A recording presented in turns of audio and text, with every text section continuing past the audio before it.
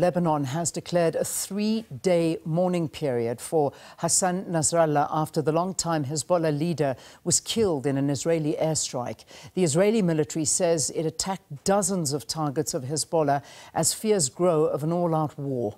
Israel's heavy bombardment has forced thousands of civilians to flee their homes and take refuge further north. But let's talk more about the matter and, of course, the latest. We are joined by an analyst at the South African Institute of International Affairs, Stephen Gruzd, and the chair of the Middle East Studies and associate professor of Francophone and Women's Gender and Sexuality Studies at Dickinson College in Pennsylvania. That's Professor Mireille Rebeiz. It's fantastic to have both of you with us. Just to let you know, we did reach out to both the ambassadors of Israel and Lebanon. We're just waiting to hear if they are able to join us and speak to us. But at this point, they're not going to be a part of this. But it does look like the Lebanese ambassador will be talking to us after 8 this morning. So we will take that story forward as well. But to my guests, though, thank you. Thanks very much for your time. Thank you. Professor Rebeiz, let us begin with you. We speak about Hezbollah all the time, and I think it's very important to get an understanding of what Hezbollah is, what Hamas is, all of the different formations that we keep on speaking about on a daily basis that people perhaps are not actually aware of what they are.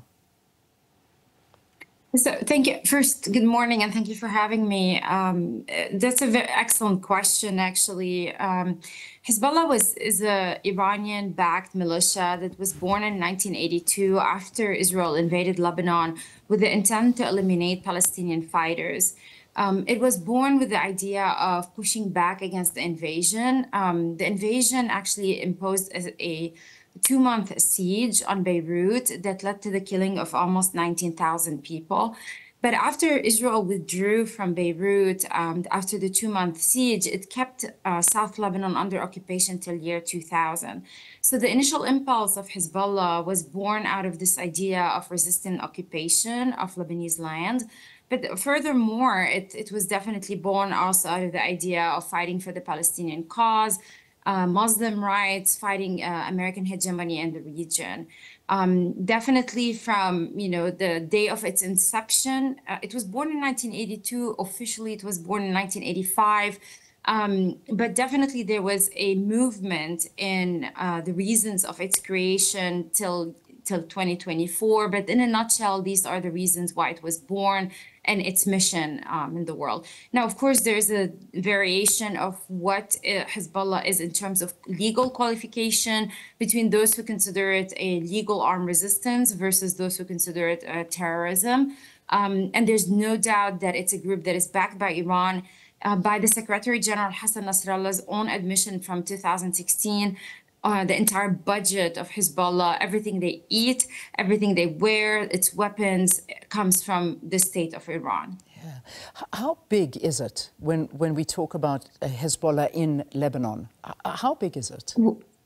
Well, in terms of number, the numbers fluctuate, but in terms of representation, it would not be accurate to say that Hezbollah is Lebanon. It's not an accurate representation because Hezbollah was born from the Shiite community, and the Shiite community is a religious minority in Lebanon. As a matter of fact, all religious groups in Lebanon are minorities, whether they are Sunnite, Shiite, or Christian. So the Shiite community represents 30% of the Lebanese population, which is estimated at 5 million. So today we cannot say, even assuming that the entire Shiite community is backing Hezbollah, which is not the case, it remains a minority, and therefore we cannot say that it represents the state of Lebanon. In terms of the numbers of fighters, it really depends, because are we talking about Lebanese fighters? Are we talking about joint Lebanese fighters with Palestinian, with Syrians, with Iranians? So the number fluctuates, but we're talking in the millions. Yeah. And we also, I know that we keep on getting a death toll, and that's one of the things that we've been speaking about here on the program, is that we're saying that, and we're focusing now obviously in Lebanon, is that 1,000 people have been killed, but there's no specification whether these are Hezbollah, are they innocent citizens, are they women, children that are, these are the complex issues that are facing us right now. But perhaps you just want to comment on that. Yes, absolutely. Actually, it is It is delicate because that's kind of Israel's statement that they're not killing civilians, that they're killing just fighters. And actually, if you look at accounts of human rights organizations such as Save the Children or the United Nations Agency and the Ministry of Lebanon of Health, there has been a declaration that in the past 4 days, 600 people, civilians, have been killed, including 50 children. And we are sure that these numbers we're really talking about civilians.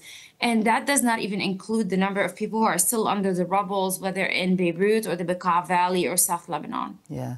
All right, Mr. Gruzd, let's bring you into the conversation now. And I think it was important just to get a picture of Hezbollah and their presence in Lebanon and what is actually going on there. So now the bigger picture is that Israel has said that it has killed another key Hezbollah official. Obviously, the leader, they announced the death of it, and so has Hezbollah announced that he has been killed, Hassan Nasrallah. What impact will the death of the leaders have in Lebanon and the region at large? Thanks, Leanne. Look, I think any organization that has its top leadership eliminated is going to be weakened. We've seen for the last 2 weeks that Israel has been getting the upper hand with the pager explosions of thousands of people in Lebanon who received messages on their pages which had been booby-trapped. Israel is not claiming responsibility for that, but I think everybody surmises that that's where that came from. Then massive airstrikes, the elimination of Nasrallah and many other top commanders. It's going to put your organization into a bit of disarray.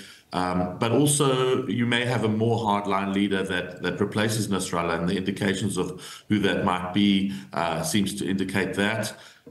You probably are creating the next generation of martyrs, unfortunately, the next generation of fighters, because people are so desperate and so opposed to Israel. But Israel is using this opportunity to eliminate what it says are its enemies in the region. So we've seen that in Gaza against Hamas. We've seen that now in Lebanon for the last couple of weeks. We even saw it overnight in Yemen, where Israeli fighters flew 1,800 kilometers to conduct a raid in Yemen, which has been firing rockets towards Eilat and other areas of Israel. So it's a very precarious time.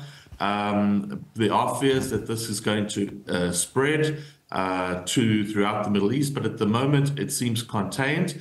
But in the politics of an eye for an eye, I don't think that Lebanon and Hezbollah are going to take this lying down, and they will make some sort of attempt to have a big attack on Israel. Of course, Israel is well protected by its Iron Dome anti-missile system and other systems.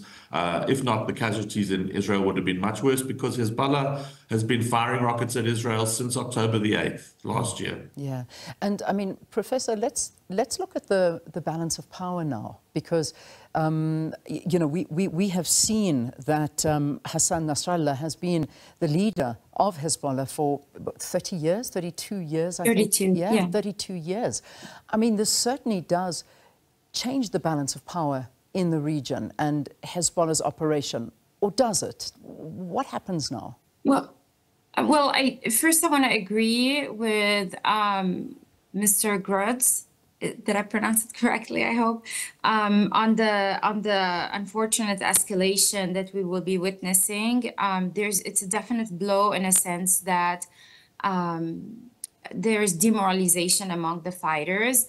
The two things I'll say is, like, I disagree that there's going to be a response from Lebanon. As a scholar of international law, I think it's extremely important we distinguish between state and non-state actors. The state of Lebanon has been adamant that it's committed to the 1701 United Nations resolution, which actually calls for peace and implementation of the Lebanese army and the UNIFIL on the blue line. That's the formal state of Lebanon. So the war right now is completely contained between a state, so the state of Israel, and a non-state actor. And I would urge us not to include that and equate Lebanon with Hezbollah, because the legal repercussions are not the same. The thing is, we're heading definitely toward an escalation. The Houthis have been in the picture. I would suspect also the Kata'ib of Hezbollah in Iraq might make an appearance, and Iran itself had threatened to interfere and to send more weapons and support to Hezbollah and to fight against the state of Israel. And that would be a major escalation, because not only it will be a escalation in the region in the Middle East, but also we would be talking of a war of a state against another state. So the rules of engagement would be different. As to Hezbollah, I would say that, again, I agree, it's a blow, but also I would say that history has shown us that bombing terrorism does not work. If anything, one cannot kill an idea. They bombed a leader. The mentality is the king is dead, long live the king, and we will see another person appointed. And my fear and major concern is that we're going to see a desire to avenge Secretary General Hassan Nasrallah and major escalation in the make. Yeah, and I think that's the fear that everybody's feeling at the moment. And I mean, Mr. Gruzd, I'm glad that we got clarification between the two, the state and the non-state, because that is a very important issue that we need to speak to. And perhaps maybe, Prof, I can quiz you on that in a moment. But I just want to ask you this. I mean, the latest developments, of course, mark this further escalation that we're worrying about. And then, of course, there's the talk of the ground invasion, and we're seeing the movement into the border now, Israel into the border of Lebanon. And for the very first time, we saw an attack in the city of Lebanon, an area that hasn't necessarily been hit. It's been more to the south of Beirut and also in the southern areas of Lebanon. But now it's now moving closer. Talk to us about this. I mean, is this an unavoidable full-blown war? Let's bring Yemen into this as well, and certainly not forget what's happening in Gaza. Well, Israel has stated that one of its war objectives is to return the approximately 60,000 Israelis to their towns and cities and kibbutzim and other settled areas in the north of the country. And it believes that it cannot do this with a strong Hezbollah. The other guest talked about the blue line and the resolution 1701. Hezbollah was under that agreement meant to stay on the far bank of the Litani River, which is about 25 kilometers from the border, and they have not done so. Israel, I think, sees that it has the advantage and wants to seize that advantage. So yes, it is bombing further into Lebanon, into those areas. It has suffered rockets from the Houthis in Yemen and has undertaken strikes in retaliation for that. And unfortunately, it becomes a spiral of an eye for an eye. And I'd like to say that an eye for an eye at the end of the day leaves everybody behind. Yeah, they do. Prof, let me come back to you about the point of state and non-state. And I think this is an important sticking point, and one where we need to ask questions, because it is a very difficult and fuzzy line between the two, because now we are seeing almost, the workings at the destruction of a country called Lebanon, even though we know that this is against a group called Hezbollah. But it is a country that is under attack. And we're saying that, this won't necessarily be a war between Lebanon and Israel, but rather Hezbollah and Israel. But Lebanon is being decimated in the process. So how is it that the state cannot get involved here, or we got guarantees they wouldn't? Well, that's a very good question. The status of Hezbollah has evolved since its inception. In a nutshell, so South Lebanon was occupied till year 2000, and up to year 2000, the support for Hezbollah was widespread in Lebanon. Hezbollah was seen as the guarantor of the Lebanon sovereignty and the liberator of the occupied South. And so many Lebanese rallied around Hezbollah in that sense. Of course, they did not agree with its other agenda items, such as the creation of an Islamic State, for instance.